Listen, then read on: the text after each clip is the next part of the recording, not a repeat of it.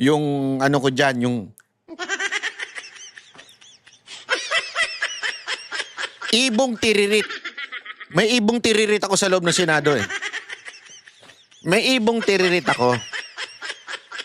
Eto, atin-atin na lang to. Kinuwento lang sa akin ng ibong tiririt ko dyan sa Senado. Sabi sa akin, bala kayo kung maniniwala kayo o hindi. Basta ito, kwento lang sa akin ng ibong tiririt ko dyan sa Senado. Sabi sa akin ng ibong tiririt ko dyan sa Senado, alam mo ba kung bakit nagpalit?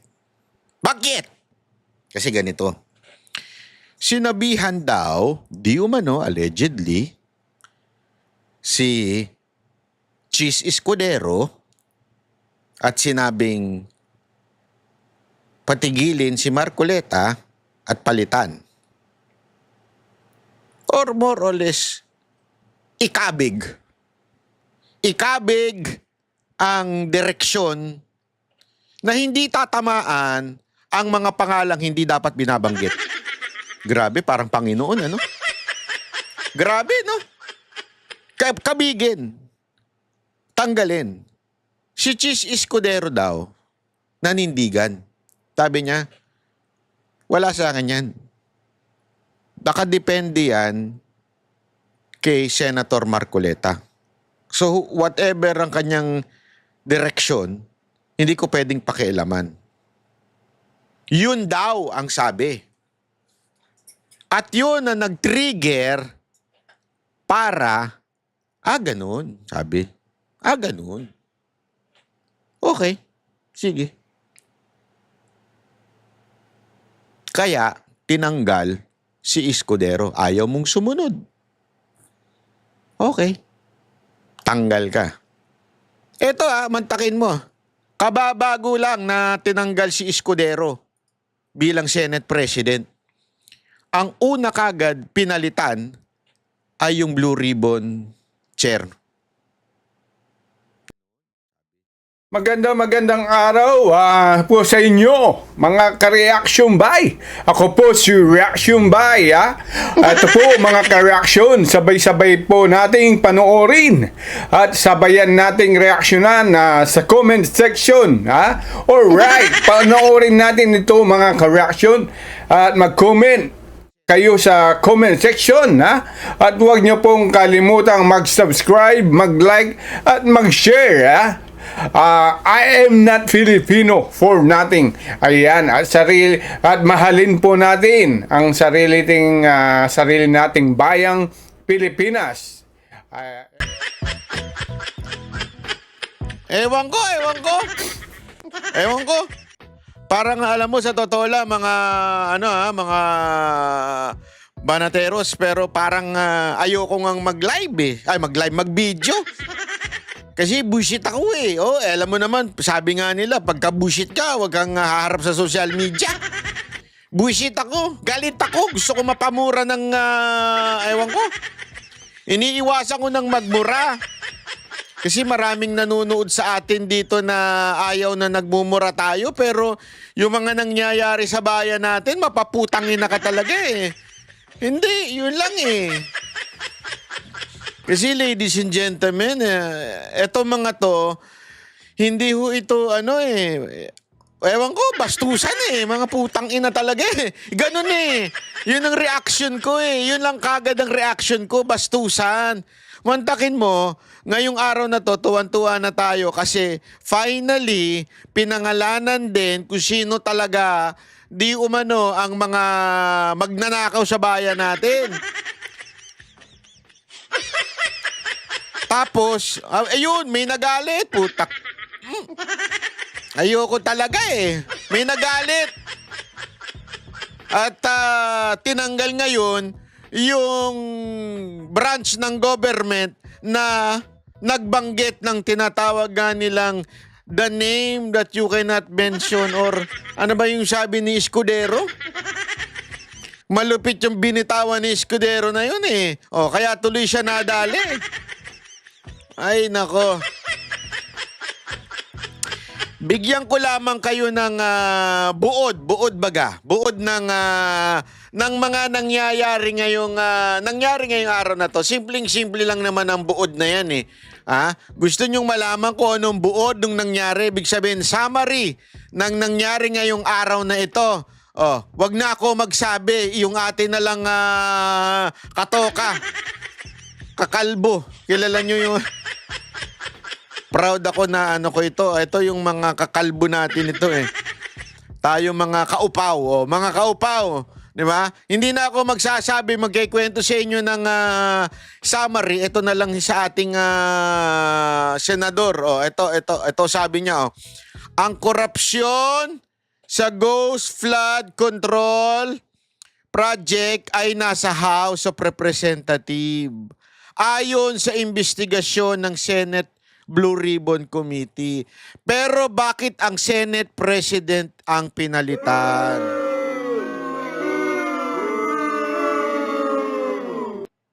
Alam mo, malupit ito. Alam mo dati, di ba, naalala nyo sabi ni VP Sara Duterte, yung peking Panginoon. Naalala nyo nun? Tinawag niyang peking Panginoon yung pangalan ni Romualdez. Tinawag ni VP Sara Duterte yan eh, di ba? Alam mo, ngayon talagang asal parang ganun ang dating Kasi, the name that you cannot mention, minention ngayong araw na to. At dahil doon, naku po, tila merong parusang inabot ang Senado. Ano yun? Tinanggal si Senate President Chis Escudero. Gago! Hindi, alam mo, ito walang biro ito Nung narinig ko yung sinabi ni Escudero na yun, naalala ko tuloy yung alam niyo yung Yahweh, di ba? Yung noon basta merong konteksto yun sa Biblia, sa Old Testament na hindi pwedeng banggitin yung pangalan or symbol. Kaya symbol lang yun, tapos dinagdagan na lang di ba? Sabi ko, yun ang talagang Panginoon. Ito, peking Panginoon. Nung nabanggit, tanggalin yan. Ang tanong banat bay, ito lang ang tanong, bakit siya natanggal? Di ba, pag ikaw tinanggal, ibig sabihin yan, majority. Oo, tama kayo dun. Majority, natanggal. Bumoto para kay Soto, yung pinalitan. O sino-sino ba yung nandun? Si Villar, nandun. Yung iba kasi, expected mo na. Halimbawa, yung mga dilawang pinklawan dyan. Di ba? Hindi ko nga maintindihan dito sa mga hinayupak na pinklawan na to Katulad ni Ontiveros, si Bam Aquino, si Kiko Pang... Alam mo, eto lang kasimple yan Hindi ko magets dito sa mga pinklawan na ito. Supposedly, dapat minority sila. Bakit minority? Kasi, alam naman ng lahat, kahit i-deny pa, kahit sabihin pang paulit-ulit that the legislative branch is a separate branch and independent, malaking katarantaduhan yan. Alam naman natin, ang kumpas nang gagaling sa Malacanang. Pag ikaw ay panahon na para ma-replace, panahon na. At yung kumpas na yan ang gagaling yan sa Malacanang. So, ibig lamang pong sabihin, ladies and gentlemen, si Soto, kinumpasan niya ng Malacanang. Palitan na yan si Escudero. Mamaya may kikwento ko sa inyo kung bakit pinalitan si Escudero. Mamaya, unya-unya, daan-daan lang. Ipapaliwanag ko sa inyo ng unti-unti kung bakit nangyari ito mga nangyari ngayong araw na ito. So, ganun nga nangyari, di ba? Magtataka ka ngayon, bakit ang mga katulad ng mga pinklawan na supposedly galit na galit dapat sa mga Marcos yan. Supposedly galit na galit sa mga dilawan yan. Di ba? Bakit sila galit na galit? Naalala ninyo? Di ba? Kung ano tawag nila kay Marcos, diktador, lahat. Pero bakit ngayon? Nasa majority na itong mga hindot na ito. Tama, mali. Bakit ngayon nandyan na yung mga yan? May narinig akong bumubulong. Ano? Pera? Campaign fund? Hindi. Narinig ko lang naman yun. May ipis bumubulong sa akin narinig ko sabi, baka naman campaign fund yan.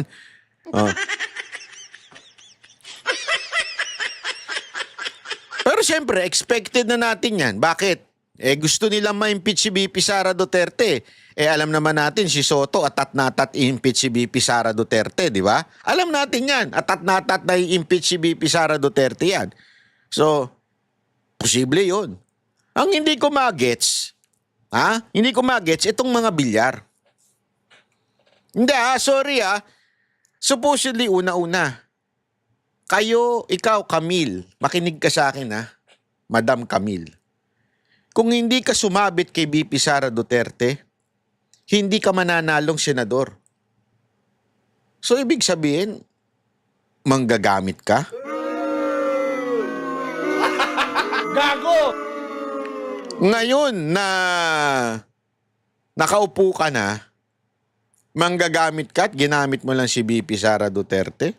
Naku po.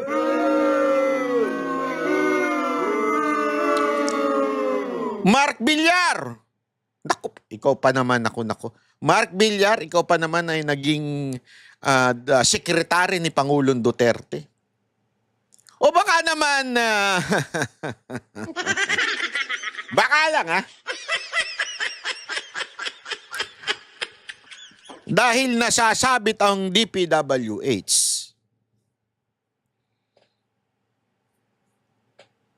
Ayoko na magsalita. Ayoko na. Baka naman may pinoprotektahan ka. Baka lang. Ako'y nagtatanong lang sa'yo. Baka naman natatakot ka. Di ba? O baka naman, dahil ang bilyar, may negosyo. Maraming negosyo. At nababatikos yung patubigan nyo. Di ba? Alam naman natin yung patubigan ninyong palpak. Hindi kaya yan ang dahilan kung bakit you have to follow the president? Gago! Maraming na-frustrate sa mga bilyar. Sa totoo lang, among all the others na ibinoto si Soto, sa bilyar talaga na-frustrate. Kasi yung iba expected mo naman na yan. Mga Tulpo, si Rapi, si Erwin. Expected mo na yan, di ba? Siyempre, nandun sa side niya yan Tandaan ninyo, hindi mo na kailangan yan na, alam mo yun, pagdudahan pa. Kasi nandun na yan Lahat yan. Lito Lapid, nandyan. Siyempre, lahat yan nasa ilalim ng Senate line-up ni Marcos. Normal na kung ano yung kumpas ng presidente, dun sila. Siyempre naman, okay? Ang nakakapagtaka talaga dito sa bilyar. Ito talaga, alam natin, Duterte tapat ito. Pero bakit naging ganyan? Naku po. I don't think pera ang kapalit. Bakit? Sobrang yaman yan Sobrang yaman ng bilyar. Yan nga, pagka tiningnan mo nga yung pinakamayaman, alam ko, number 1 yung tatay nila So, hindi pera, I don't think. Baka may pinoproteksyonan. Yun ang posible. Naku. Gago! Hindi ko alam pero mga bilyar, umayos kayo. Tinitingnan kayo ng taong bayan ngayon. So, ito nga yung summary ng pangyayari ngayong araw na ito. Di ba?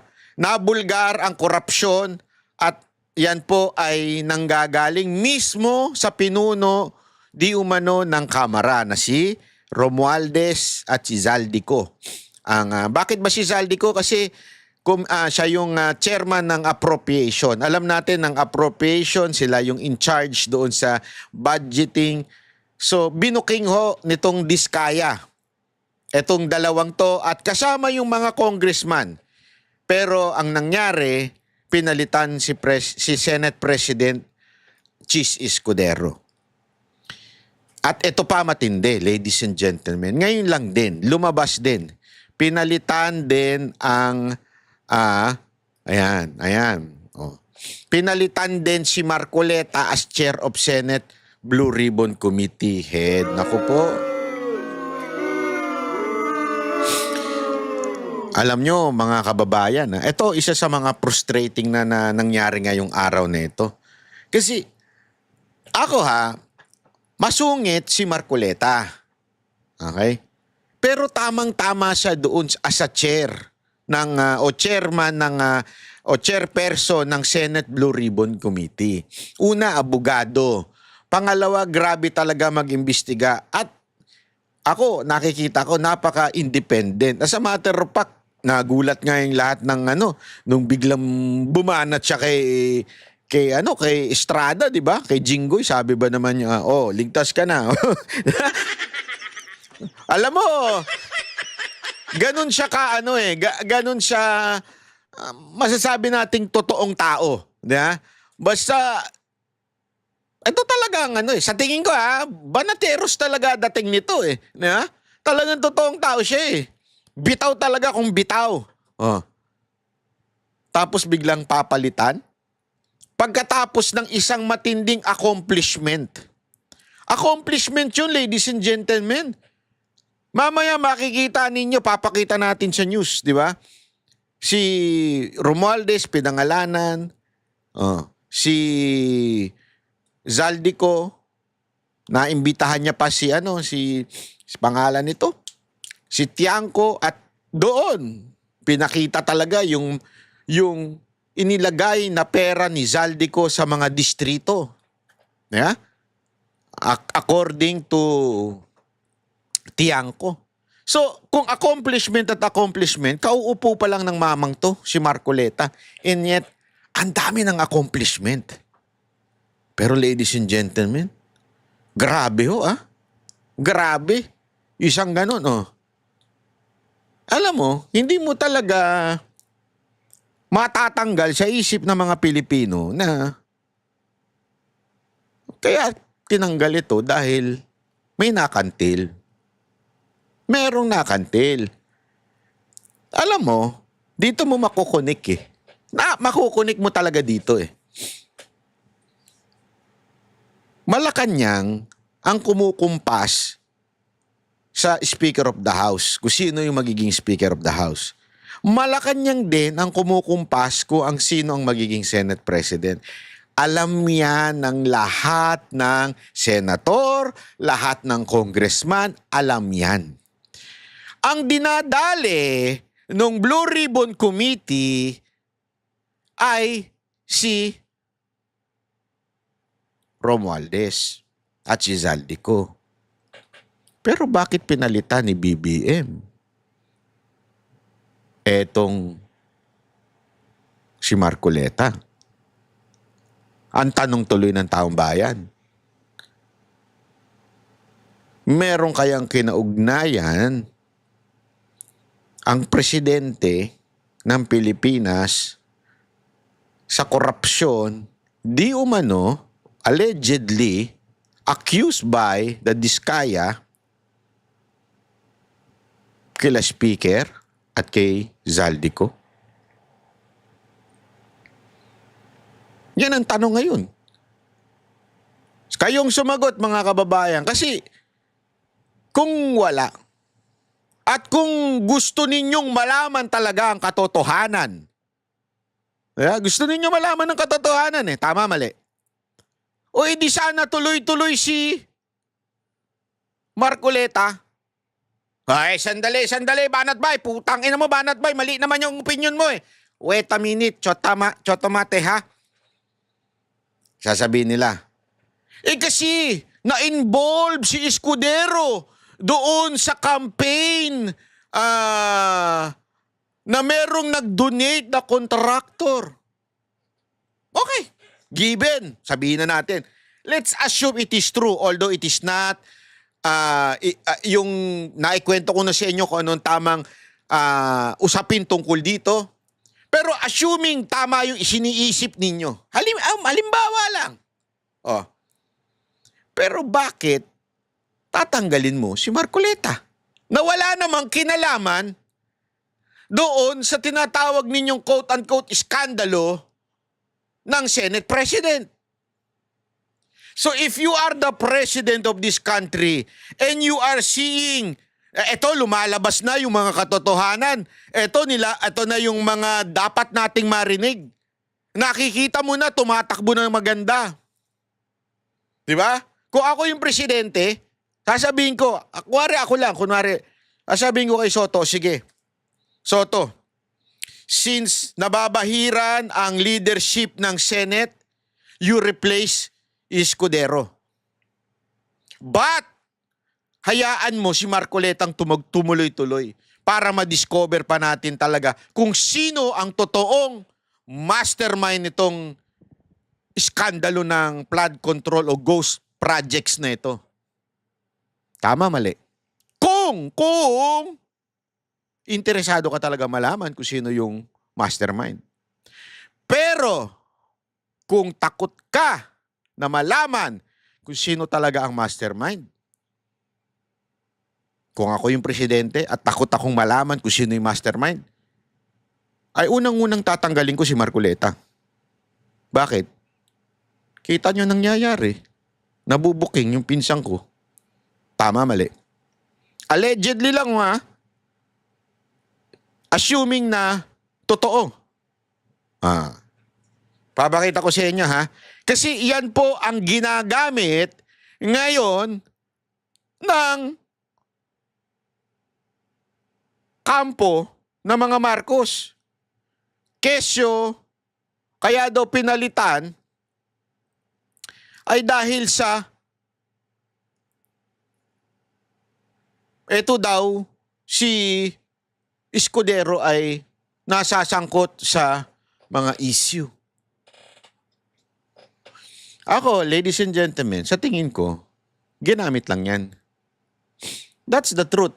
Hindi, wala akong biro. Sa tingin ko talaga, ginamit lang yung issue na yan para talaga po ay matanggal si Escudero at mapalitan si Marcoleta. Kasi may balita ako. Gusto niyo na malaman kung ano yung balita ko? Wag muna. Sige na, sabihin ko na. Meron kasi sa akin nagkwento. Yung ano ko dyan, yung ibong tiririt. May ibong tiririt ako sa loob ng Senado May ibong tiririt ako. Eto, atin-atin na lang to. Kinuwento lang sa akin ng ibong tiririt ko dyan sa Senado. Sabi sa akin, bala kayo kung maniniwala kayo o hindi. Basta ito, kwento lang sa akin ng ibong tiririt ko dyan sa Senado. Sabi sa akin ng ibong tiririt ko dyan sa Senado, alam mo ba kung bakit nagpalit? Bakit? Kasi ganito. Sinabihan daw, di umano, allegedly, si Chis Escudero at sinabing patigilin si Marcoleta at palitan. Or more or less, ikabig. Ikabig ang direksyon na hindi tatamaan ang mga pangalang hindi dapat binabanggit. Grabe, parang Panginoon, ano? Grabe, no? Kabigin. Tanggalin. Si Chis Escudero daw, nanindigan. Sabi niya, wala sa akin yan. Nakadepende yan kay Senator Marcoleta. So, whatever ang kanyang direksyon, hindi ko pwedeng pakialaman. Yun daw ang sabi. At yun na nag-trigger para, ganun, sabi. Ganun. Okay, sige. Kaya, tinanggal si Escudero. Ayaw mong sumunod. Okay. Tanggal ka. Eto mantakin mo. Kababago lang na tinanggal si Escudero bilang Senate President. Ang una kagad pinalitan ay yung Blue Ribbon Chair. Ladies and gentlemen, nakakagalit. Nakakagalit po yung ganong klaseng, sabi ko alam mo, kaya ako, sorry medyo busy talaga ako. Kaya medyo may inis ako ng konti dito kay Magalong. Sorry to say Magalong, pasensya ka na. Ayoko ikaw banatan pero na ano kasi ko eh. Na supposedly dapat sana aattend ka ngayong araw na to, nung Monday, di ba? Pero anong drama mo? Ang drama mo, hindi kasi doon ang battlefield sa Congress. Sir. Sir. Sir. Ayaw nga kayong imbitahan doon. Anong gusto mo? Doon ka sa battleground doon sa Congress. Sa Kamara ang battleground. Ayaw ka nga papuntahin doon kasi ayaw ka nga nilang pagsalitain. Tapos ayaw mo pang magsalita. Ngayon, pinapupunta ka ni Marcoleta. 'Di ba? Sa Senado.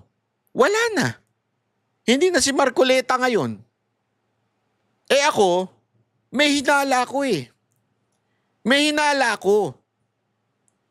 Nakakabigbigla itong Blue Ribbon. Ang pupuntiryahin nila ngayon, kontraktor na naman at DPWH. Iiiwas nila yan doon sa binanggit ni Diskaya na mga congressman. Including Romualdez and Saldico. Kakabig yung Blue Ribbon na yan. Why, bakit nyo tumatawa? Naiinis nga ako eh. Hindi totoo. Kaya yung...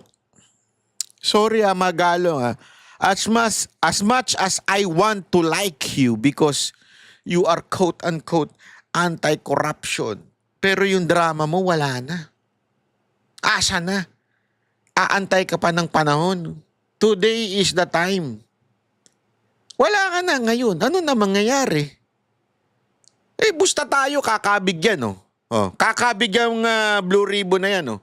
Bakit? Yun nga yung narinig natin sa ating ibong tiririt. Hindi kasi marunong sumunod si Escudero sa kumpas. Kasi ang gusto, alam nyo, imposible kasi hindi alam ni Marcos yung kalakarang nangyayari. Ano siya, tanga lang ba talaga siya? Yung kalakaran ng korupsyon pagdating sa mga proyekto. Alam niya. Eh si Pangulong Duterte nga, di ba? Naglalabasan yung video niya eh, na sana kung magkaroon ng, napanood ko yung video niya, yung the big one, yung earthquake daw. Sana dito na magsimula. Ito ang sentro dito sa Kamara.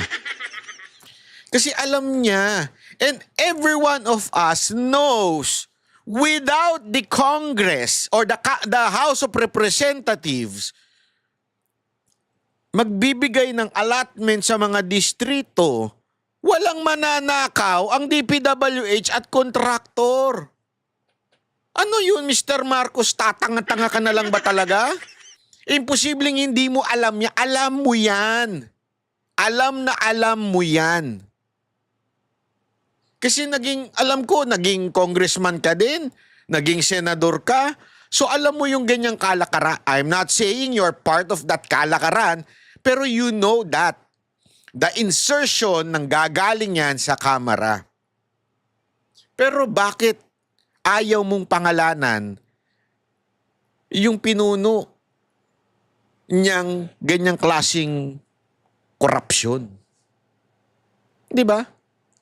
Kaya tuloy, yung ibong tiririt na nagkikwento sa akin, tila totoo yung sinasabi. Kasi yung sinasabi doon, hanggang ano lang kayo, hanggang DPWH, at saka kontraktor lang kayo. Yun lang ang tirahin ninyo. Kaya lang, naging iba ang direksyon ni Marcoleta. Biglang... Kasi, I don't think. Kasi remember, bumitaw si Marcoleta eh. Ano sinabi niya? Noong isang araw, bumitaw siya. Sabi niya, kung magsasalita at something like this, hindi exact words ha, itong mga kontraktor at may babanggiting mga pangalan na talagang part nitong korupsyon na ito, ay maaari silang ipasok sa bilang state witness o di kaya puprotektahan sila ng Senado. Doon, marami nang napraning doon. Kilala nyo naman si Marcoleta, matapang eh. marami nang napraning doon. And lo and behold, mantakin mo, pagkatapos, banggitin ng Diskaya itong dalawang pangalan na ito. Biglang sibak si Escudero. Kaya nga yung sinasabi nilang justification nila, di ba? Sabihin na natin, gina-justify nila yun because of that Senate involved sa ganito, sa ganyan, di ba? Yan ang ano nila, yan ang kwento nila, di ba? Justified. Pero bakit pati si Marcoleta? Hindi, yun lang ang tanong ko Bakit pati si Marcoleta nadamay? Yan ang tanungin natin. At ako, eto hindi kaya magalit ang iglesia dito? Ako nagtatanong lang Kasi alam naman natin na talagang si Marcoleta ay kita nyo naman nung nagkaroon ng rally, siya lang ang pinayagang magsalita ng iglesia.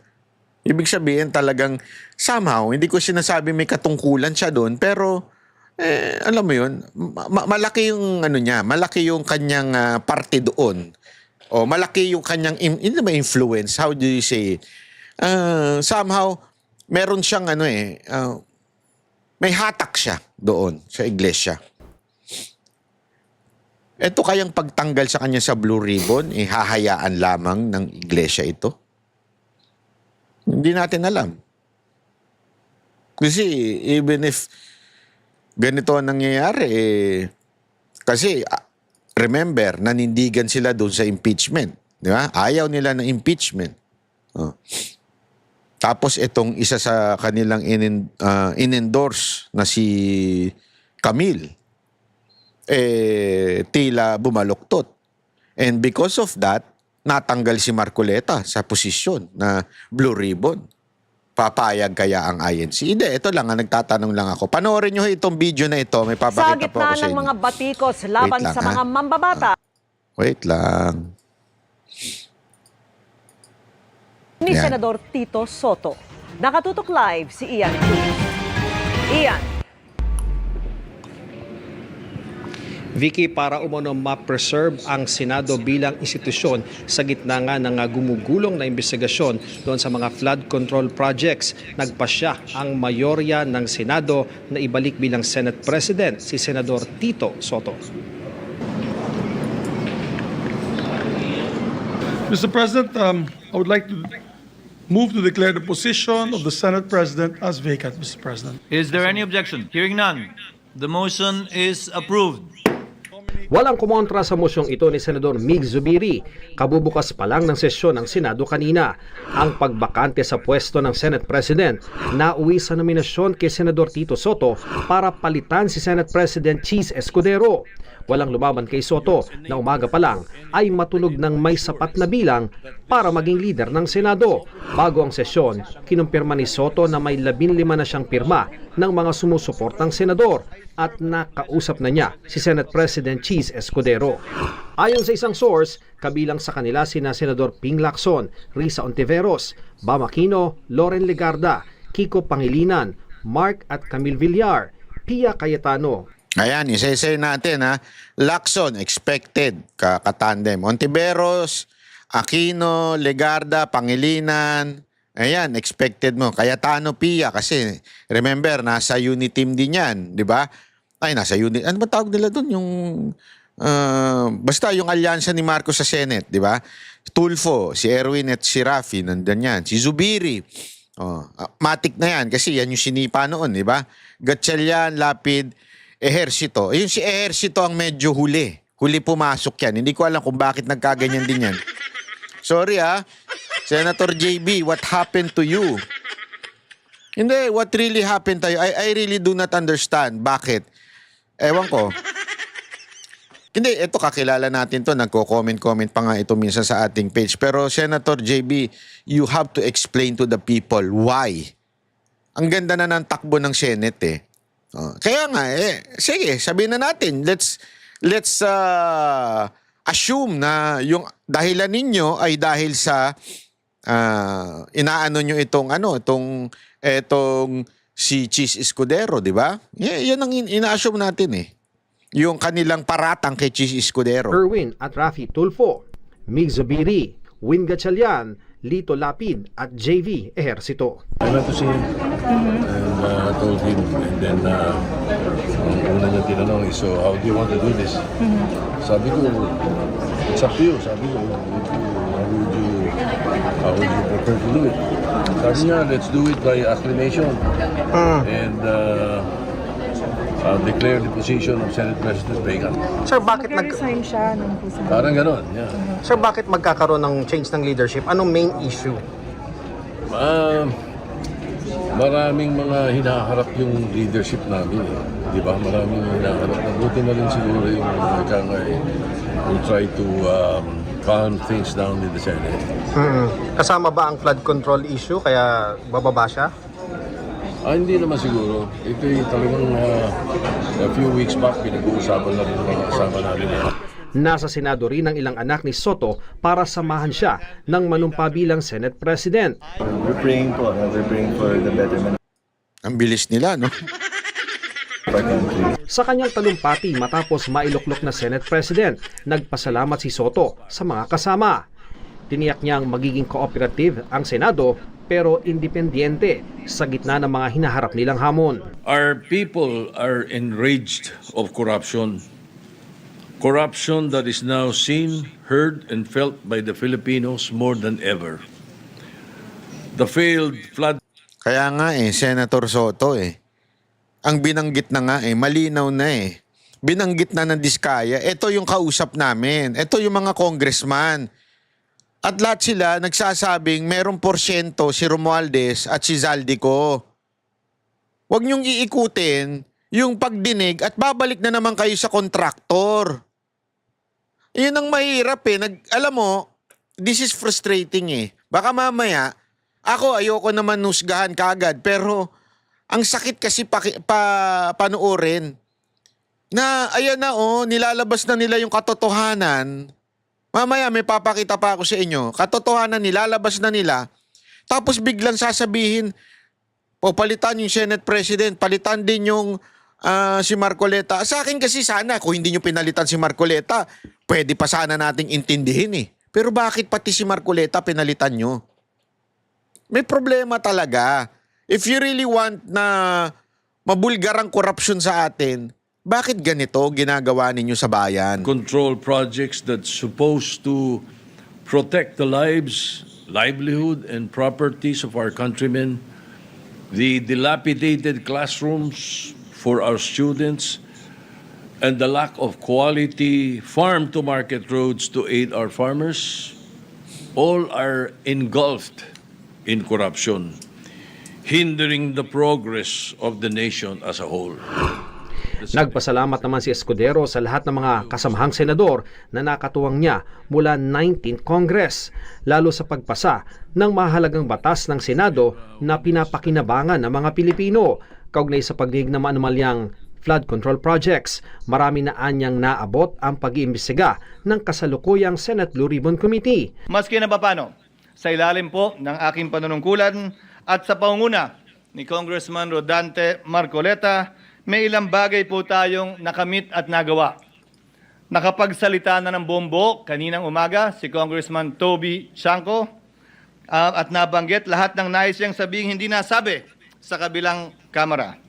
Nasabi na rin po, Ginoong Pangulo, ang the name that cannot be mentioned, ang pangalan ni Speaker. The name that cannot be mentioned.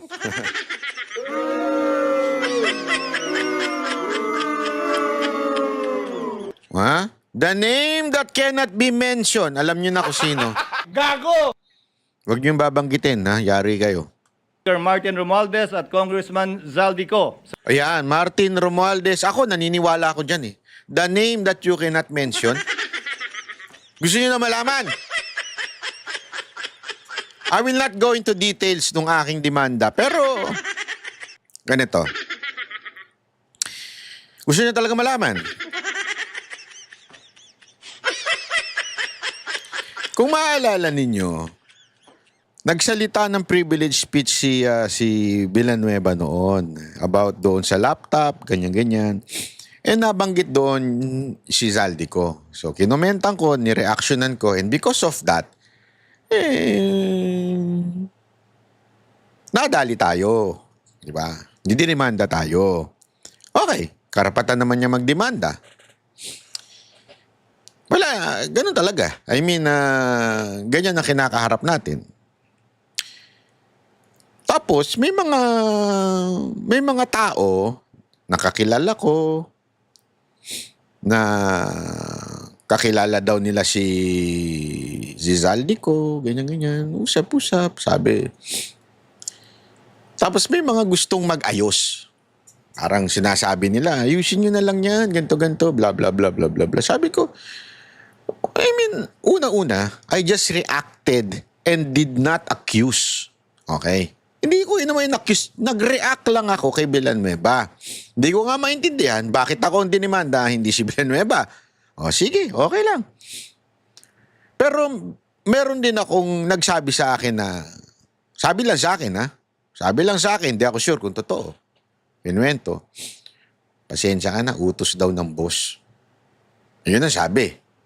O sabi ko, ganun ba? Etong mga to,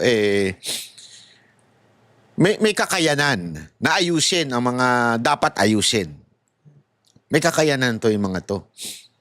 Pero hindi na nagawa yung kanilang kakayanan ay dahil daw ito'y utos ng boss. Yun ang sabi nila. Kaya nga nung merong pinakita sa akin nakita ko yung post ni Joey, yung tungkol dun kay Luka-Luka. Tapos, inatras daw yung kaso. Daw according kay Joey, parang inatras yung kaso. Sabi ko, ang lakas ako nga, ang namagitan ay napakataas ang posisyon. Walang biro. Napakataas ng posisyon nitong tao na ito na sana'y mamamagitan. Wala siyang nagawa Kung pwede ko lang sanang banggitin yung pangalan niya Sa sobrang taas niya, sobrang taas na wala nang tataas pa. Para mag-ayos supposedly. Supposedly hindi na ayos Bakit? Utos nga daw Sabi ko, ganun pala katindi. Sabi ko, ganun pala katindi yung sabi ko, lupit nun Tapos nung nakita ko yung kay Luka-Luka na pinost ni Joey, na ayos. Wow! Gago! Hindi ko minamaliit yung yung parang sa akin, sinasabi nga dito, the name that you cannot mention. You cannot mention their names. Dahil kilala po talaga yung mga yan na pag hindi ikaw nag-ingat, iyari ka. Abutin mo talaga korte. Kaya pansinin nyo dito yung tono ni Escudero dito. Ito na yun This is a giveaway. This is a giveaway of what really happened, bakit siya napalitan. Because the name that's supposed not to be mentioned were mentioned. Yun na yun Ito na yung mismong dahilan kung bakit ako napalitan. The name that you cannot mention were mentioned by Marcoleta. I mean by the committee of Marcoleta. So therefore, you know why I'm been replaced. Yun na nung kasimple yun, ladies and gentlemen. Kaya lang, ang binanggit ay si Romualdez at si Zaldico, pero ang may kapangyarihan magtanggal ng Senate President ay ang Presidente. Ang tanong tuloy ng taong bayan, meron din kayang umaabot sa Presidente?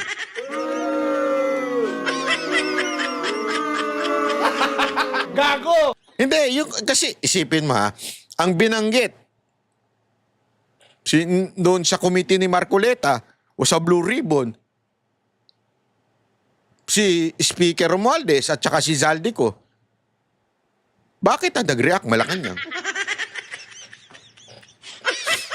Again with the premise na wag na tayo maglokohan. Hindi mapapalitan ng Senate President kung hindi ikukumpas ng Malacanang. Tandaan niyo yan. Sa pamamagitan ng paghihiring kanina pong hapon. Wala pang opisyal na listahan ng makakasama ni Soto sa mayorya, pero tiyak ng Senate Pro Tempore si Senador Ping Lacson kapalit ni Senador Jinggoy Estrada. Si Senador Mig Zubiri naman ang bagong majority leader, kahalili ni Senador Joel Villanueva. Ayon kay Senador JV Ejercito, ang mga isyu kaugnay ng flood control projects ang ilan sa naging dahilan ng palitan ng liderato. It has affected the institutions already. Yeah. Ako naman, I think... Yan ang dahilan ni JB. Affected na daw yung institution. I agree. Sige. Sabi ko nga, hindi pala I agree. I'm sorry, I agree. Let's assume it is true, Senator JB. Pwede kasi yan ang dahilan ni JB. Okay? Yan ang dahilan niya. Pwede yon. Pero bakit kailangan palitan si Marcoleta na ang direksyon ng Blue Ribbon ay maganda na? Ito na, nalalaman na natin ang katotohanan. Bakit kailangan siyang palitan?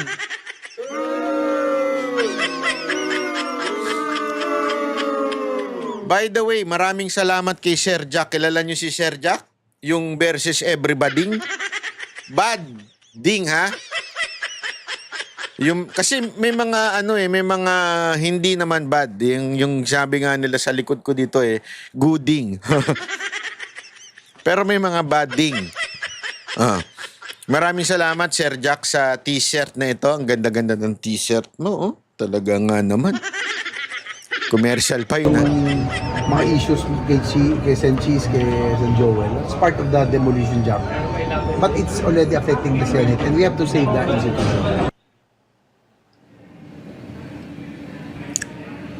Vicky, sa ambush interview matapos ngayong sesyon dito sa Senado ay sinabi nga ni Senate President Tito Soto na magkokoko sila para pag-usapan yung mga susunod na hakbang ng Senado at kung sino ba yung mga mamumuno sa mga komite dito sa Senado. Pagdating naman doon sa mga miyembro ng Duterte Bloc kung sasama sa mayorya, wala naman daw itong problema kay SP Soto. Hindi pa masabi sa ngayon ni Soto kung sino yung magiging minority leader dahil una na nagpasabi sa kanya si dating Senate President Chis Escudero na hindi nito nais na maging minority leader ng Senado at doon naman sa na-archive.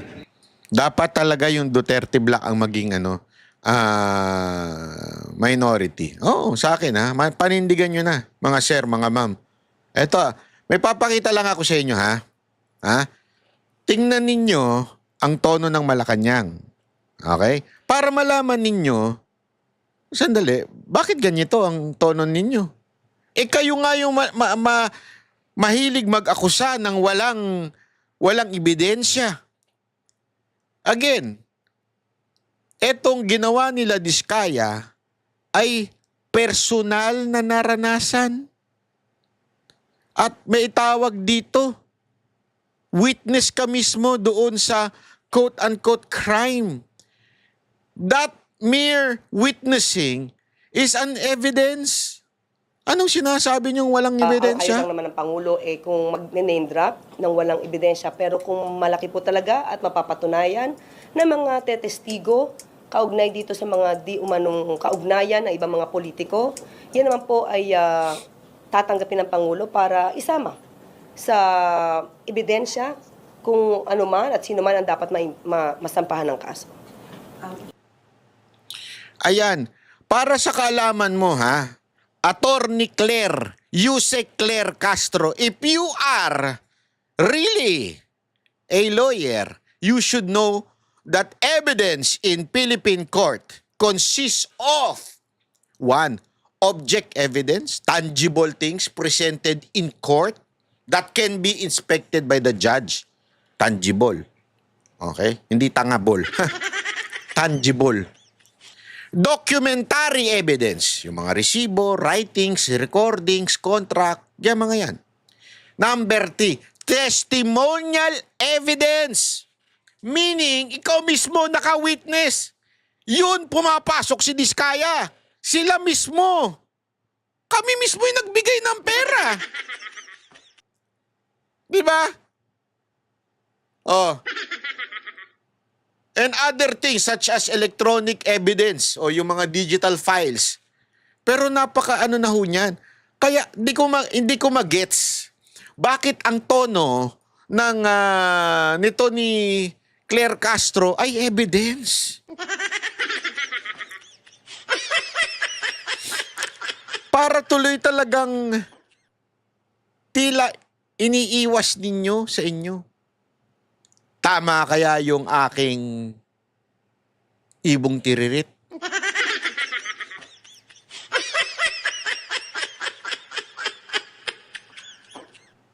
Na sinabi na talagang kaya pala sinipa si Escudero ay para patigilin at baguhin ang direksyon ng Blue Ribbon Committee? Gago! Hindi, titignan natin. Kaya nga, alam mo, hindi ako magsasalita ng tapos. Pero, mga kababayan, bantayan natin ito. Delicate so ito. Bantayan talaga natin kasi, naku po, pambihirang buhay oo. Obvious na obvious eh. Di ba? May papakita ako sa inyong video. Ha? Ito, tignan ninyo ha. Tignan ninyo ito. Paano, grabe yung ginawa nila dito. Sabi ko, ganito pala itong mga manggagamit na to. Nakakasama ng loob. Mabuti pa, tag dito, mas mabuti pa na, pangalanan ko na lang sila. Dahil una, ginamit nila kami pero sa panahon ng kami naman ang nangailangan, talaga namang pinabayaan po talaga nila kami o hindi sila. Yan. Alam mo, ito yung sinasabi natin kasi tinatanong ng iba, bakit nagsalita na itong mga diskaya na ito? Kasi one, sabi nila na freeze na daw yung mga accounts and everything. Tapos parang pinabayaan, iniwan sila sa ere. Di ba yung kinikwento ko sa inyo isang araw? Nasabi ko nga sa inyo, parang ang dating, nagkabukingan na. Ito na yung Ghost Project, di ba? Yung flood control project. Nagkabukingan na. Kailangan na tayong magturok sino. Kung ikaw yung mastermind, sino ilalaglag mo? Yung nasa baba. Tama, mali. Ilalaglag mo na yung nasa baba. Kaya nga, di ba, ganyan din yung nangyari sa EJK noon. Bakit ang daming patayan? Bakit may mga nangaabusong pulis? Kasi yung mga pulis na sangkot doon sa droga, pinapatay nila yung mga dealer nila, pusher nila, yung asset nila, pinapatay nila para hindi na makapagsalita. Kaya tuloy nagkakaroon ng maraming patayan. Di ba? Sa droga, ganun. Eto, parang ganun na nangyayari. Nilaglag na sila, kinakawawa na sila. So, it's about time. Sandali, bakit kami lang? Hindi, so, hanapin mo, kasi in everything, in every crime, in every circumstances, hahanapin mo yung motibo. Bakit kaya siya nagsasalita ng ganito? Diba? Ano ang ibig niya sabihin? Ito kasi ang dahilan na yun eh. Nalalaglag na sila, abay, mandamay na kami. Kung sino talaga yung may kasalanan, bakit kami lang? Again hindi ko sinasabing huwag parusahan ng diskaya, hindi ko sinasabing wala silang kasalanan, hindi yun. Ang sinasabi lang natin, meron pang mas may higit na may kasalanan sa kanila. Pero kung dapat parusahan ito mga ito, di parusahan. Malalapitan. Mr. Diskaya, o kung sino sa inyong mag-asawa pwede sumagot. Itong bang mga binanggit nyo mga taga DPWH na tumanggap ng 25%, marami ba kayo dito mga hiningan ng tulong? Hindi nyo ba napansin? Kasi narinig ko ito. Kanino ko ba ito narinig? Kay Magalong ko narinig to. Na nag-hire na daw na maraming mga PR. Etong mga to, hindi niya tinukoy kung sino, hindi pa rin niya pinapangalanan, para maiwas yung kanilang pangalan, something like that, di ba? Alam mo, hindi nyo ba napansin lahat ng media, mula sa kotse, sa sa customs, sa BIR, lahat ang focus sa diskaya, lahat ang focus sa contractor. Di ba? Hindi nyo napansin yun? Parang bagang merong kumukumpas na PR. Idiin nyo ng mga kontraktor. I-post nyo i-post ang Nepo Babies. Mga kontraktor na Pero hindi nila ipinapakita, sandali, paano ba nakakuha ng pera yung mga yan? Sinong congressman na naglagay doon ng pera doon sa distrito na yun? Wala nagpapakita niyan. Until na nagsalita na ngayon ng mga diskaya. Kaya tuloy, tanggal si Escudero at saka etong si Marcoleta. Naku po. Ano kaya masasabi ni Marcoleta dito? Mga tinext nyo na humingi kayo ng tulong? Actually po, yung tulong po na tinext ko sa kanila at chinat, yun po yung halaga ng dapat isauli nila sa amin. Opo, na balanse pa po. Iba kasi yung pagkakaintindi ko sa mga text mo ron sa mga ibang pinag-text nyo na messages. Wala ka na raw pera sa bangko, na-freeze na raw yung pera nyo sa bangko, kaya nangihiram kayo ng 30 to 40 million pambayad sa abogado. Am I correct? Yes po. O, bakit iba yung sinasabi Yes mo sa po, akin? opo. For example po, yung katulad po kay Kong Arjo Atayde po, bali 60 million po ang sinabi ko sa chat ko. Kasi 16 million po yung pinababalik ko sa kanya. Pinababalik mo sa kanya? Na Anong klaseng chat ito? pera po. Na pera po. Na ibinigay mo kay Congressman Atayde, ganun ba? At sa tatay po niya. Sa tatay niya? Opo. Well, hindi. Okay. Doon sa mga ibang tinext mo, kaya nyo, katulad ni Congressman Atayde, tumulong ba? Binalik ba? Hindi po. Nakiusap po na... Yung tenor ng text mo, doon sa yung pinabasa sa akin, hindi yun ang tenor mo eh. Ang tenor ng text mo, humihiram ka ng pera dahil wala ka na raw kapera-pera, na-freeze na raw yung pera sa bangko, at kailangan mo ng pambayad ng abogado. Correct? Yes po, Your Honor. Pero hindi mo pinapasoli kung ano yung dapat isoli.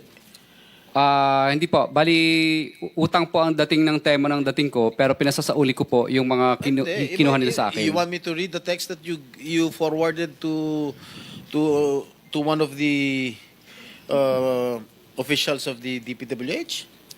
Yes po, sige po. Gusto mo? Yes po, lahat po. Tinext ko sila lahat, napakarami po nila. Opo, napakarami po nila. Hindi ganun ang tenor na pinababalik mo yung pera. Ang sinabi mo dun sa text na yun, wala ka ng pera. Ibig sabihin, kung hindi ba sila tumulong sa'yo, idadawit mo sila rito. Hindi po, I'm not hindi po. defending them, ha? I'm not defending them, ha? Mr. Chair, ano po, bali, ang ginawa ko po, lahat po itong mga gumamit po sa amin, tinext ko. Tapos, gusto ko lang pong malaman sa kanila na kahit isa po sa kanila ay walang tumutulong sa amin ngayon at kami po ay kinukutya ng buong publiko. Kaya tinesting ko lang po sila kung maaasahan po ba sila. Dahil nung panahon po na ginagamit nila kami, ay patuloy po kaming bigay ng bigay po sa kanila. So, mapapasin niyo po, kahit isang reply, nagtataguan lahat, ni hindi nila kami binilikan. Hindi naman po namin talaga kailangang mangutang sa kanila. May pera pa naman po kami. Pero tinesting ko po sila, sabi ko, ganito pala itong mga manggagamit na to. Nakakasama ng loob. Mabuti pa, ano po, tawag dito, mas mabuti pa na, ano na lang po, pangalanan ko na lang sila. Dahil una, ginamit nila kami, pero sa panahon ng kami naman ang nangailangan, talaga namang pinabayaan po talaga nila kami o hindi sila malalapitan. At katunayan, iba po doon sa mga tinat ko, may mga, ano pa po, undelivered, ano pa po, obligations. So, gets nyo na. Para at least alam nyo na kung bakit sila nagsalita. Kasi tama nga naman, tangina, kawawa na kami sa publiko. Tapos hindi namin sasabihin yung totoong mga nanghingi sa amin. Hindi, oo, kumita sila. Kumita sila. Inamin naman nila na kumita sila. Although, sabi nga ni Vico Soto, mababa daw yung pag-amin nila. Alam mo naman si Vico Soto, mainit ang ulo dito sa mga diskaya na to. Alam nyo ako, sabi ko naman sa inyo, gusto ko yung style na pagiging honest ni Vico Soto. And I think he will do a good job in the future. Not this 2028, pambira ka. Soto, wag kang maniwala sa paligid mo na pinupus ka maging presidente. Pambira ka. Tumakbo ka muna ng mahabang panahon dyan. Hindi, ito totoo lang. Tapos, ang akin lang, hindi naman nila sinasabing wala silang kinuha. Wala silang parte. Pero ang point doon, sandali, bakit tila kami lang? Ay sama-sama na tayo lulubog. Yan ang ng Diskaya. Kaya lang, good luck sa atin ngayon. Good luck sa atin ngayon kung lalabas pa yung mga dapat lumabas. Di ba? Yun ang dyan eh. Yun ang problema ngayon. Kung makakalabas pa ngayon yan. Panoorin natin to. Ito yung buong report.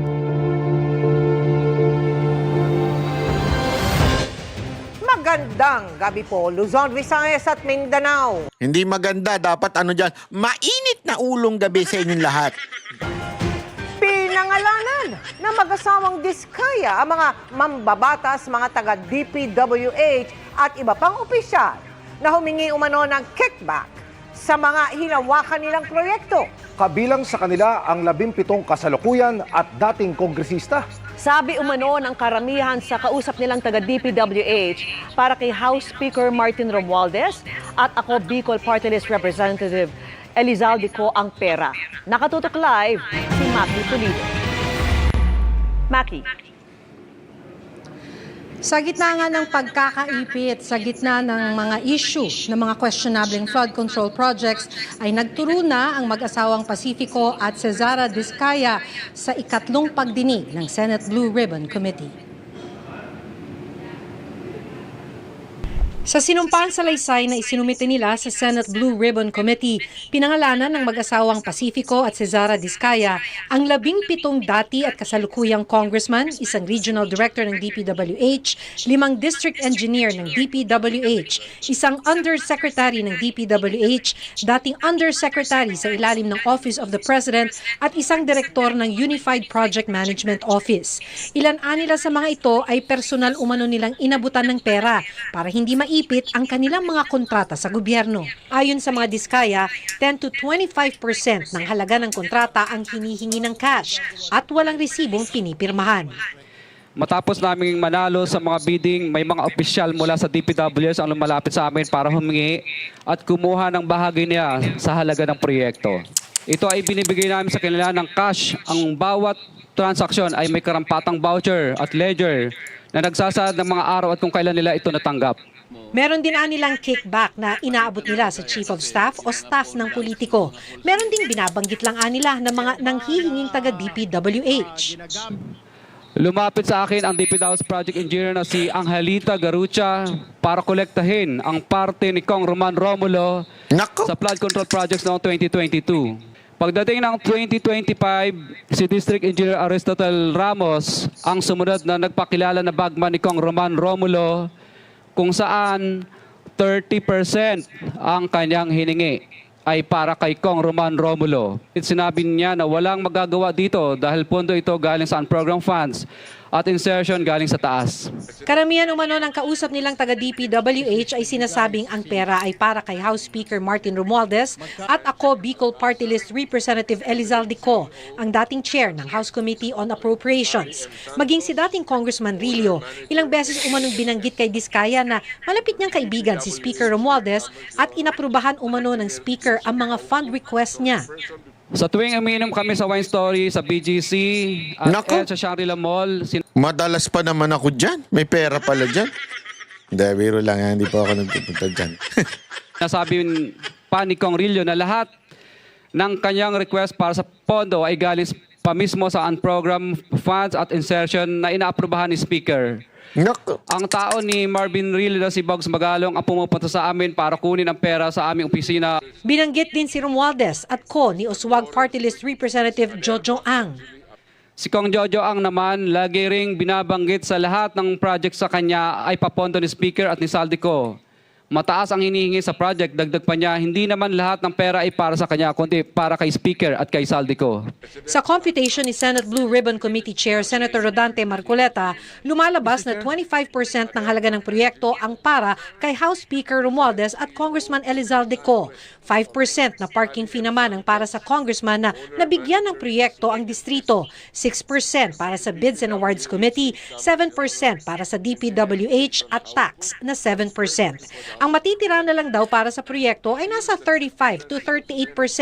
Kaya kung 100 million pesos ang proyekto halimbawa, nasa 35 to 38 million pesos na lang daw ang panggastos para sa proyekto. Pero giit ni Diskaya, kahit kaunti na lang ang natitira para sa proyekto, nagawa pa rin daw nila ito ng maayos. Napilitan umano silang magbigay ng kickback dahil sa sobrang panggigipit ng mga nabanggit na politiko. 12 meters ang kailangan na ibaon mo sa lupa.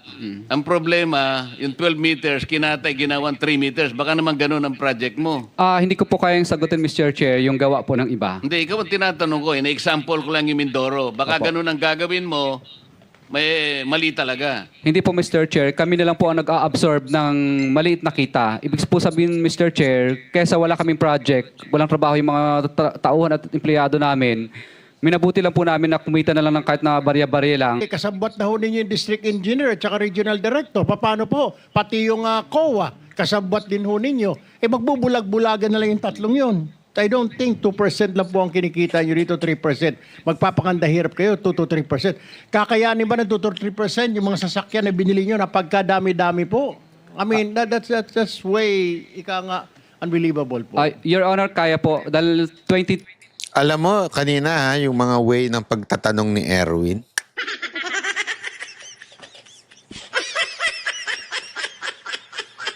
Sorry medyo ako, nahahalata ako. Ewan ko kayo.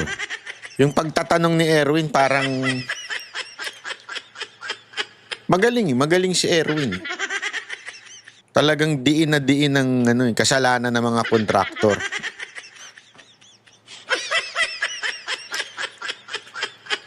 Hindi, sa bagay, sabi nga nila, di ba, para makaiwas doon sa totoong issue,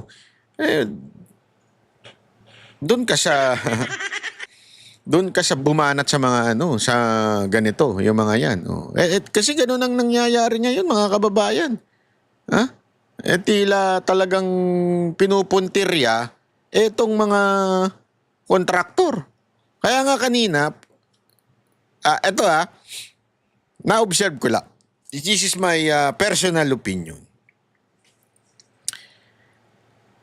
Si Diskaya, nireveal ko sino talaga yung mga congressman na ulul. Di ba? Nireveal niya ko sino talaga yung mga nangihingi. Yung iba, tila parang nagbingi-bingihan, nagbulag-bulagan doon sa revelasyon ni Diskaya. At ang idinidiin pa rin, siya. Parang, ewan ko. Obserbasyon ko lang naman po yan. I might be wrong. Pero parang ganun ang ginawa ni Erwin Tulfo. 3 years naman po namin pinaghirapan po yun. Umutang umano ang mag-asawang Diskaya sa ilang mga taga-DPWH dahil na-freeze na nila ang kanilang bank account. Noong isang araw lang, nagsauli umano ng pera ang isang June. Driver ni Eduardo Virgilio, DPWH Regional Director ng Region 5. Itinanggihan ni Virgilio, sabay giit na James ang pangalan ng driver niya. Ipapatawag sa Senate hearing ang driver ng DPWH Regional Director. Na-freeze ng bangko ang mga account namin kahit wala pang court order ng AMLAC. Mukhang naramdaman niya na magsasalita na ako kaya sinauli po niya yung 25% plus parking fee. Kulang pa nga. Maliban kay Virgilio, nasa pagdinig din si dating DPWH District Engineer Henry Alcantara. Pareho nilang itinanggi ang akusasyon ni Diskaya. I never went to that office and I categorically say that those allegation mentioned by Mr. Diskaya, I did not receive those. I awarded to him last year one project, and that's a road project. I respectfully deny po na may tinanggap po ako galing sa kanya. Ang tanong, pwede bang maging state witness ang mag-asawang Diskaya? Pwede, sabi ni Justice Secretary Crispin Remulla, pero may mga kondisyon bukod sa dapat mapatunayan na hindi sila ang most guilty. Parang first principle na gagamitin natin dito. Kung meron silang nakukuhang perang hindi dapat, isauli nila sa Republika. Yun naman ang first condition natin lagi. Pahihirapan talaga para maging state witness, Soli mo. Paano mo susoli? Nagastos na nga. Hindi, I mean, I understand dapat isoli, siguro kunin na lahat na yung mga gamit na natitira pa. Pero kung expect masoli lahat, napaka-imposible na nun. Ano, hindi kumakain? Hindi nagbabakasyon? Hindi nagpapagas? Siguro sabihin mo, yung mga natitirang yaman nila, ibigay na nila, isoli nila. Then mag-state witness sila. Yan, agree ako dyan, di ba? Pwede yan. Pero, hindi parang sabihin mo na lang na ayaw nyo. Di ba? Kasi para bagang pinahihirapan nyo pa, sila na nga yung binuking na nga yung mga dapat bookingin. Tapos parang pahihirapan pa talaga sila mag-state witness. Hindi, alam nyo, mahirap tong ginagawa nila. Ha? Bakit? Kaliwat kanan ng libel na kakaharapin ng Diskaya. Kasi kailangan mong patunayan lahat ng sinabi mo. At pag hindi mo napatunayan yan, libelous yan. Di ba? Antindi na nun, mga kababayan. Pambihirang buhay, oo. I mean, that is already hard. Plus, the safety, mahirap na lalo yun. Diba? Sabi nga ni Chis Escudero, you mention the name that should not be mentioned. Napakahirap na hunong ganong klaseng bagay. Talagang dali ka na doon, ladies and gentlemen. Tapos, pahihirapan nyo pa maging state witness. Diba? Parang, di wag na lang. Parang ganon. Alam nyo, ganito na lang. Okay? Ganito na. Tama na. Tama na. Ako na nagsasabi. Tama na. Wag na nating solusyonan tong putang inang korupsyon sa Pilipinas. Wag na. Ayaw nyo naman eh. Wag na lang. Ayaw nyo naman.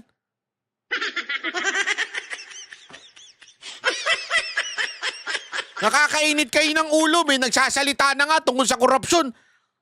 Papalitan ng Senate President. Papalitan yung Blue Ribbon. Tapos ito, pahihira. Wag na. Ayoko na. Lukuhan to eh. Alam mo, naglulukuhan na lang tayo. Tigil na natin to. Tigil na. Ayoko na. Yan ang Banateros.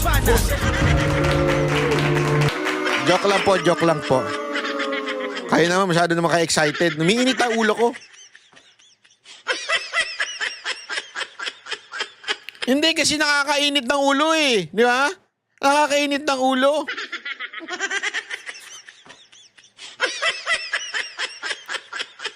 Ito pa, panoorin natin to ha. Halos 14 na bilyong piso ang budget na isiningit umano para sa mga proyekto ni Ako Bicol Party List Representative Elizalde Co sa Bicameral Committee. Ayon yan sa pagsasaliksik ni Navotas Representative Toby Tiangco na mariing pinabulaanan ni Co. Siyempre! Sa Bicam din Abay, papabalualan, maaminin yan. Totoo nga. Pwede bang ganon? Siyempre, hindi aaminin yan. Hindi, biro lang. lumobo ang budget para sa mga proyekto sa Mindoro Provinces mula sa tig 2.5 bilyong piso sa 20 bilyong piso. Nakatutok si Maki Pulido. Yun ang sinasabi mo. Sa Senate Blue Ribbon Committee na naihayag ni Navotas Representative Toby Tiangco ang anyay hinarang noon sa Kamara. Sa research na ibinahagi ni Tiangco, higit 13.8 billion pesos ang halaga ng mga proyektong ang proponent ay si Ako Bicol Party List Representative Elizalde Co nung siya ang chairperson ng House Committee on Appropriations. Ayon kay Tiangco, insertions ito o isiningit sa Bicameral Committee o pinag-isang komite ng Kamara at Senado bago maisabatas ang national budget. Nagkalkalaan niya siya ng record ng DPWH matapos mapansin ng Malacanang na may mga flagship program o mga malalaking proyekto ang gobyerno na natapyasan ng pondo. May naririnig po tayo, ito po yung common lingo ito, yung sinasabing parking fee. Hindi ho kaya nagkaroon ng yung pondo na yon ay pinarada lang dito ng isang congressman na hindi naman taga roon. Ito ang tawag ay parking. Have you heard that, Mr. Chair? Yes, sir. Yes, Your Honor. Nadinig ko na po yun. Pero dalawang term po yan, di ba? Kung matatandaan nyo sa Kongreso, isa yung parking, isa yung sagasa. Ay, yung parking po, Your Honor, is nakiusap ka dun sa district congressman. Yes. Pumayag yung district congressman. Yung sagasa po, Your Honor, is wala kang magagawa sa ayaw mo at sa gusto. Mahigit 2 billion pesos din anya ang nakuhang budget ng party list ni Co na Ako Bicol Party List. Mahigit 2 billion pesos din ang nakuha ng BHW party list. Una niyang napansin ang paglobo umano ng budget para sa Occidental at Oriental Mindoro. Sa National Expenditure Program o panukalang budget noong 2025, mahigit tig 2.5 billion pesos ang proposed budget ng dalawang probinsya. Pero pagkatapos ng BICAM, hanggang maisabatas na ang General Appropriations Act, lumobo na ito sa 20 billion pesos. Hindi po nila kaya gawin yun. Hindi kayang gawin ng regular congressman na magdagdag. Hindi naman po sila miyembro ng Committee on Appropriations. Hindi nila kakayanin magdagdag ng ganun kalaki. Insertions pa lang umano ito sa Bicameral Committee. May mga isiningit na anyang budget sa tinatawag na Small Committee na binubuo noon ni Nako, dating Marikina Representative Stella Kimbo, dating Zamboanga City Representative Manuel Dalipe at 4-piece Party List Representative Marcelino Libanan. Wala lang detalye kung ano ang mga isiningit at pinalitan sa Small Committee dahil walang record kahit sa archive ng Kongreso. Sa lahat ng batas na ginagawa, no touch pag tapos ng second reading.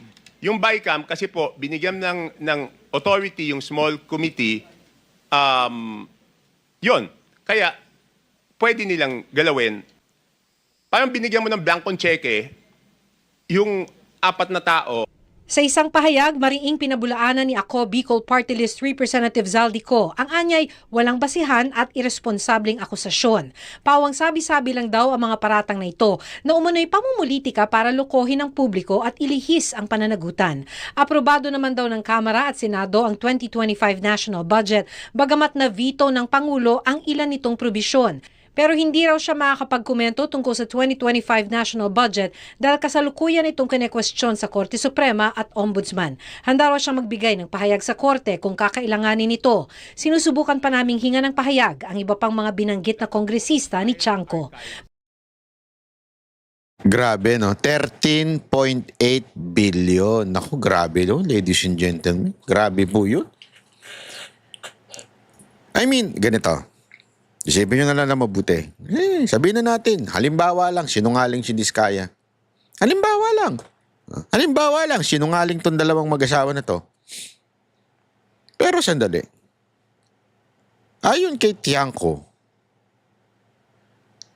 etong si Zaldico, siya daw yung naglalagay, nagpa-parking. Di ba? Yun yung words. Meron pang ang pangalawa, sagasa eh. Di ba? Sabihin, pag sinagasaan ka, hindi mo gusto.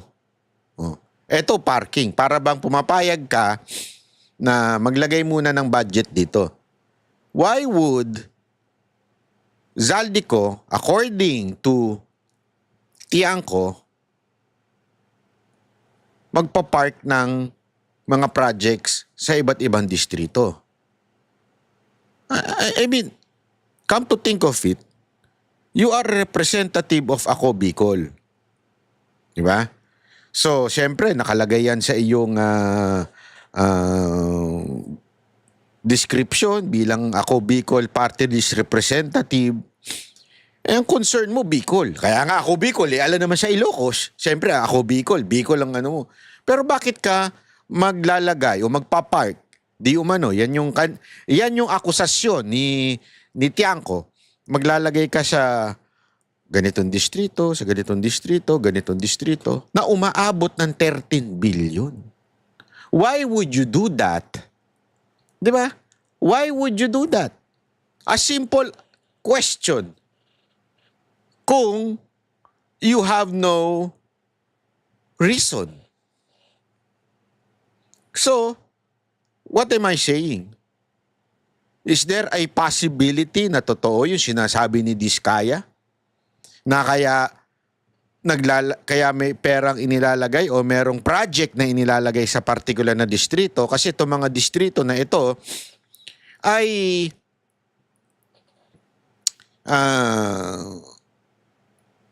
allegedly meron daw ibinibigay yung may porsyento daw si Zaldico at saka si Speaker according to Diskaya.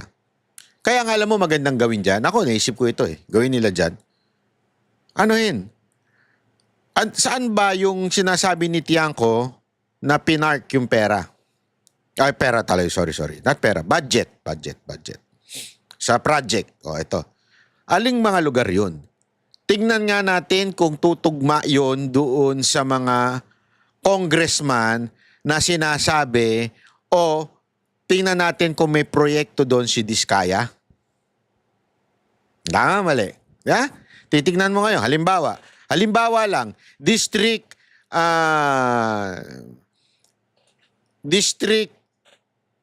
halimbawa. Tingnan mo ngayon, doon sa District 2 na yun, kung merong bang budget, merong bang partisipasyon ang mga Diskaya. Pangalawang tingnan mo, kung yung nabanggit ba na congressman ni Diskaya ay naandun sa District 2 na yon na pinaglagyan di umano ni Zaldico. Doon malalaman natin, may tutugma natin, uy, tama nga, pareho yung sinasabi ni Tiangco at ni Diskaya. Yeah? Dapat yun ang investigasyon na gawin sa Blue Ribbon. Kaya lang, wala na, finish na. Kaya nga sabi ko sa inyo, pustahan tayo Pagmasdan ninyo, ewan ko na lang kung hindi pa kayo nagagalit, pero ako galit na ako. Pagmasdan ninyo kung ano mangyayari sa Blue Ribbon. Sigurado, may iba na tono ng Blue Ribbon. Ang pupuntiryahin na dyan, DPWH at saka yung contractor. Mark my word. Yan ang pupuntiryahin ngayon. Iba na. Yan ang isipin nyo ng mabuti kung bakit nagkakaganito tayo. Kung eto na nga, wala. Biglang kabig-bawi tayo. Sandali, banat bay.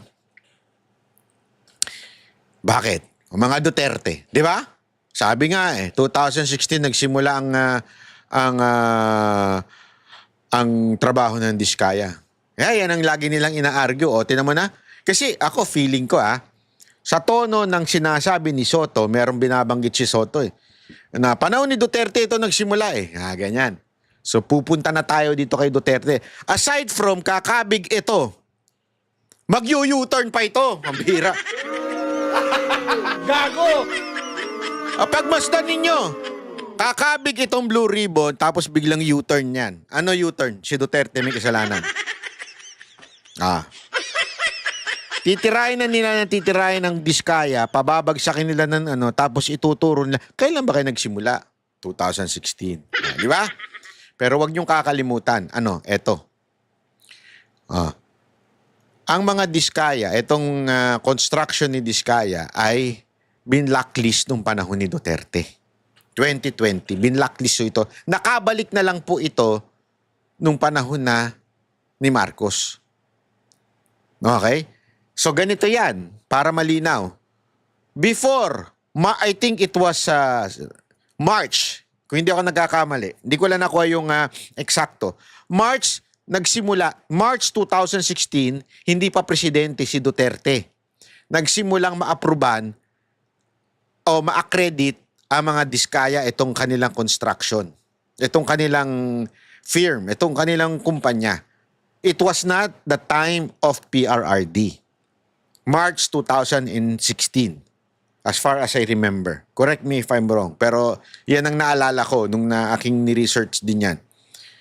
Tapos, napag-alaman na may problema sa mga etong kumpanya na to. Kaya, noong 2020, binlacklist na sila. So, nung panahon ni Duterte, basically, wala. Bumalik na lang sila at yumaman na sila at na-interview na sila at pinagmalaki na nila yung kanilang luxurious life after the 2022. Doon sila maraming proyekto. Yan ang dapat puntiryahin. Kasi ngayon, may mga nagsasabi, bakit inaano nyo lang ang Marcos? Ba't di nyo inaano nagsimula sa mga Duterte? Hindi ho nagsimula sa mga Duterte. Binlacklist nga sila Para lang ho sa kaalaman ho ninyo. Kasi yan ang mukhang U-turn nitong pagdinig na to Ni-U-turn na nila Babaguhin na nila yung kanilang kwento. Sisisihin na nila DPWH contractor, tapos pagsisi doon, U-turn yan. Kasalanan ng Duterte.